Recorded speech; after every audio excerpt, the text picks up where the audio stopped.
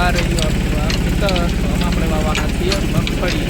અને આ મારી પાછળ છે જુઓ તમે દાણા દવા આપણે ગોળી નાખેલી છે મગફળી.